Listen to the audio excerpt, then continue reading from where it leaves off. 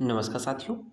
आज हम लोग बात करने वाले हैं निदान स्थान के अंतिम चैप्टर बात करेंगे, है ना। अपस्मार वाले चैप्टर में व्याधि संकर की बात करेंगे। व्याधि संकर, ओके। तो देखेंगे यहाँ पर व्याधि संकर को समझने से पहले हम लोग को निदान अर्थकर रोग को जानना जरूरी है। हम लोगों ने लास्ट लेक्चर में इसको देखा भी था। तो निदान अर्थकर रोग क्या होता है कि एक रोग दूसरे रोग की उत्पत्ति का कारण होता है ना। जैसे एग्जाम्पल दिया था ज्वर से रक्त की उत्पत्ति। तो रक्तपित्त की उत्पत्ति का कारण क्या है? ज्वर है ना। तो इसका रक्तपित्त का निदान क्या हो गया? ज्वर है। ये रक्त ज्वर से रक्तपित्त की उत्पत्ति हो रही है। अब इस स्थिति में दो सिचुएशन आता है। क्या? हम लोगों ने पहले भी डिस्कस कर चुके हैं कि कोई रोग अन्य रोग का कारण होकर स्वयं शांत हो जाता है। मतलब ज्वर से रक्तपित्त उत्पन्न हुआ, तो ज्वर से रक्तपित्त उत्पन्न होने पर ज्वर का शांत हो जाना और रक्तपित्त का बना रहना। तो ये कह रहा है कोई रोग अन्य रोग का कारण होकर, मतलब कोई एक रोग है दूसरे रोग उत्पन्न होकर उत्पन्न कर रहा है, और जिस जो उत्पन्न कर रहा है वो समाप्त हो जा रहा है, इसका शांत हो जा रहा है। ये पहली स्थिति होगी। दूसरा रोग हो रहा है कि जब ज्वर से रक्तपित्त उत्पन्न हो रहा है तो ज्वर और रक्तपित्त दोनों एक साथ एग्जिस्ट कर रहे हैं। कोई रोग अन्य रोग का कारण होकर स्वयं शांत न होता होना अर्थात बना रहना, जैसे ज्वर रक्तपित्त को उत्पन्न कर ज्वर और रक्तपित्त दोनों का एक साथ बना रहना अर्थात ज्वर का शांत न होना, है ना। इस स्थिति को जब एक से अधिक रोग एक साथ रहेंगे उसको बोलेंगे व्याधि संकर।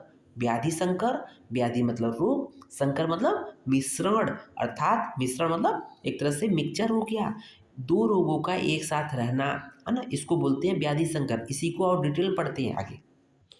यहाँ देख रहे होंगे जो श्लोक का रेफरेंस है, इसको जरूर देखिए, श्लोक देखिएगा, उसी के जस्ट बाद है ना। आदर्श चिकित्सा से पहले है और आपके निदान अर्थकर रोग के जस्ट बाद है, ठीक है। तो देखेंगे एवं कृच्छतमा नृणाम दृश्यन्ते व्याधि शंकरा प्रयोग अपरिशुद्धत्वात् तथा च अन्येन अन्य संभवात। कहने का मतलब कि मनुष्यों के शरीर में उत्पन्न होने वाला व्याधि संकर अर्थात रोग संकर, है ना। व्याधि संकर या रोग संकर, रोग मिश्रण, ठीक है ना। चिकित्सा के शुद्ध न होने के कारण, तो प्रयोगा अपरिशुद्धात् अर्थात पहला पॉइंट दिया है ना, प्रयोग अर्थात चिकित्सा के शुद्ध न होने के कारण।